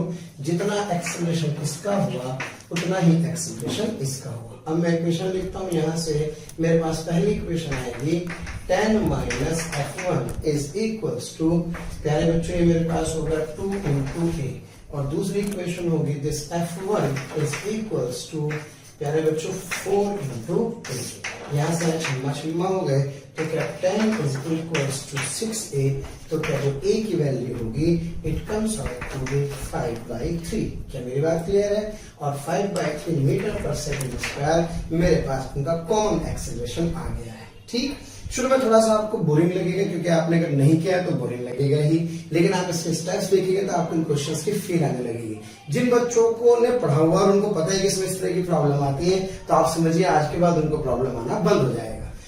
प्यारे बच्चों ए आ चुका है। अब स्टेप 3 में फ्रिक्शन की वैल्यू कैलकुलेट करता हूं। तो मैं यहां से क्या करूंगा, यहां से प्यारे बच्चों एक्सेलरेशन की वैल्यू उठा करके रख दूंगा इस वाली किसी भी एक इक्वेशन में रख सकता हूं, इसमें तो मेरे पास जो F1 है इसकी वैल्यू आ जाएगी 4 into 5/3 से it comes out to be 20/3। जब ये 20/3 आ जाएगा, 20/3 का मतलब ये हुआ कि ये लगभग 6.6 मीटर पर 6.6 न्यूटन के आसपास आ गया है, यानी कि फ्रिक्शन आ गया कितना, 6.6 न्यूटन। नाउ चेक, ये फ्रिक्शन अब चेक करें कि ये F1 max से ज्यादा है या कम। F1 max की वैल्यू जब आपने कैलकुलेट की थी तो प्यारे बच्चों कितनी थी, 10 न्यूटन। ये जो फ्रिक्शन आ रहा है आपका, क्या इस फ्रिक्शन की value less than F1 max आ रही है? Yes sir. इसका मतलब हमारा एजम्पशन क्या है, सही, यानी कि दोनों ब्लॉक के एक्सीलरेशंस क्या है, common. And the answer of the problem is A1 is equals to A2 is equals to 5/3 metre पर सेकंड का स्क्वायर। तो इसी तरह से आप इन सारी प्रॉब्लम्स को क्या करेंगे, सॉल्व करेंगे। फिर एक बार रिपीट करता हूं प्यारे बच्चों, सबसे पहले F1 max F2 max निकालेंगे, फिर इसके बाद दोनों ब्लॉक्स के एक्सेलरेशन को क्या अज्यूम करेंगे, कॉमन, कि let us consider that both the blocks are moving with common acceleration a। फिर कॉमन एक्सेलरेशन a मान करके आप क्या करेंगे, a की वैल्यू कैलकुलेट करेंगे, साथ ही साथ फ्रिक्शन की वैल्यू कैलकुलेट करेंगे। अगर इस फ्रिक्शन की वैल्यू F1 max से क्या आ रही है, कम, यानी कि हमारा assumption क्या है, सही, यानी कि blocks are moving with common acceleration a। Okay, और अगर इसकी वैल्यू क्या आ जाती, इसकी वैल्यू F1 max से क्या आ जाती, ज्यादा, तो साथ चलने के लिए ज्यादा फ्रिक्शन चाहिए, उतना है नहीं, तो इसका मतलब इन ब्लॉक्स के बीच में रिलेटिव स्लिपिंग स्टार्ट हो जाएगी। प्यारे बच्चों 2 से 3 सवाल करेंगे तब जाके समझ में आएगा, थोड़ी सी पेशेंस रखें और लास्ट तक लेक्चर को देखें। प्यारे बच्चों फिर एक ब्लॉक ओवर ब्लॉक प्रॉब्लम, इस बार मैंने नीचे वाले सरफेस पर भी फ्रिक्शन लिया है। तो एक काम करते हैं, सबसे पहले यहाँ पर म्यू1 0.5 और म्यू2 कितना 0.1। तो सबसे पहला काम F1 max निकालना है। तो प्यारे बच्चों जो F1 max होगा, क्या इस F1 max के लिए इस वाले ब्लॉक से जो नॉर्मल होगा क्या वो 5G हो जाएगा? Yes sir. So this is 0.5 into 5G। प्यारे बच्चों this comes out to be 25 newton. नीचे वाले ब्लॉक की बात करें तो नीचे वाले ब्लॉक पर 5 और 10 दोनों का टोटल वेट कितना आ रहा है, 15। तो जो N2 होगा प्यारे बच्चों ये 15G के कॉरेस्पॉन्डिंग आ जाएगा, यानी कि वैसे तो लंबी चौड़ी कहानी है लेकिन सिस्टम मानेंगे ना, N2 15G के कॉरेस्पॉन्डिंग आएगा। तो जो F2 मैक्स होगा दिस इज 0.1 इंटू, कुछ लोग केवल इसका वेट लेते हैं लेकिन दोनों लेने होंगे, तो 0.1 इंटू 15G, यानी कि ये मेरे पास आ जाएगा 15 न्यूटन। क्या मेरी बात क्लियर है? ओके। अब प्यारे बच्चों कह रहा है 30 न्यूटन का फोर्स लगा है। तो सबसे पहला सिस्टम सर ने क्या कहा था, let us assume that A1 is equals to A2। दोनों ब्लॉक कैसे चल रहे हैं? साथ साथ। तो एक काम करते हैं, शुरुआत करते हैं, जिस बॉडी पर फोर्स लगता है वहां से शुरू कर रहे हैं। इस पर फोर्स आगे, पर फ्रिक्शन पीछे, फिर इतना ही फ्रिक्शन इस नीचे वाले ब्लॉक पर आगे, और इधर की तरफ एक फ्रिक्शन F2 पीछे। जितना एक्सेलरेशन इसका होगा उतना ही एक्सेलरेशन इसका होगा। तो इसकी इक्वेशन आगे क्या है बच्चों, F minus F1 that is, और F की वैल्यू कितनी है? F is what? F is 30, तो क्या 30 minus F1 is equals to, आपको लग रहा होगा सर थक रहे हैं, नहीं, मैं बहुत आराम से, बहुत प्यार से आपको क्वेश्चन समझाना चाह रहा हूँ, क्योंकि इस कंसेप्ट में अक्सर दिक्कत आती है। मैं इसलिए बिल्कुल भी जल्दी नहीं कर रहा हूँ। आपको मैं कह रहा हूँ कि 2-3 बार आप रिपीट करके देखें, चाहे जैसे भी देखें, लेकिन प्लीज इसको जरूर समझें। बहुत आसान है प्यारे बच्चों। तो 30 minus F1 is equals to 5 into A, और दूसरी इक्वेशन आगे प्यारे बच्चों F1 minus F2 is equals to, yes, F into A। क्या मेरी बात क्लियर है? अब प्यारे बच्चों F2 तो मुझे पता है, ऑब्वियस अगर आगे जा रहा है तो उसको चलना पड़ेगा, तो ये FK होगा। ओके, यानी कि मैक्सिमम वैल्यू होगी, यानी कि इट वुड बी 15, तो यानी कि F1 there would be minus 15। Okay, यहां से कैंसिल हुआ, तो क्या this is 15 is equals to 15A, so A is equals to 1 metre पर सेकेंड स्क्वायर। यानी कि इसका मतलब दोनों ब्लॉक का कॉमन एक्सेलरेशन 1 आ जाएगा। लेकिन अभी चेक करना होगा F1 के वैल्यू को। तो प्यारे बच्चों 30 minus F1 is equals to 5 into 1, so this F1 is equals to 30 minus 5 that is 25। Okay, अब जरा चेक करें, F1 तो 25 आ रहा है, जबकि आपके F1 मैक्स कितना आ रहा है? 25। यस, यानी कि F1 की वैल्यू किसके बराबर है? F1 मैक्स के बराबर है। जब ये बराबर या इससे छोटी होते हैं तो हमारा सॉल्यूशन हमेशा सही होता है। इसका मतलब मैं कह सकता हूं कि A1 बराबर A2 बराबर A, यानी कि the answer would be 1 metre पर सेकेंड का स्क्वायर। क्या प्यारे बच्चों क्लियर है? तो ऐसे बहुत सारे क्वेश्चंस हैं, आप इस तरह से सॉल्व कर सकते हैं। घबराएं नहीं, मेहनत करें, थोड़ा सा पेशेंस रखें, पूरे लेक्चर को प्यारे बच्चों ध्यान से देखें, और आशा करता हूं आपको आज का लेक्चर समझ में आया होगा। मोशन परिवार आपके लिए हर तरह से पूरी मेहनत करने के लिए कटिबद्ध है। बस आपके फीडबैक्स हमें रेगुलर चाहिए। जो भी डाउट्स हैं आप प्लीज उन डाउट्स को एंटरटेन करें, पूछें। जो साथ साथ कुछ बेसिक डीपीपीज आपको साथ में दी गई हैं, आप उनको प्रॉपर तरीके से सॉल्व करें। जय हिंद, जय भारत। आपका अमित वर्मा, एवी सर। Thank you. प्यारे बच्चों, अगर आपको लेक्चर पसंद आ रहे हैं और मैं आपसे कहता हूं कि आपको लग रहा है कि ये टॉपिक भी सर से ही पढ़ना है, और आप उसके लिए कोई आपकी क्यूरी है या कोई भी आपका किसी भी तरह का प्रॉब्लम है, तो आप इस टोल फ्री नंबर पर संपर्क कर सकते हैं। टोल फ्री नंबर है 18002121 1800212799 1821 799 18002121 799।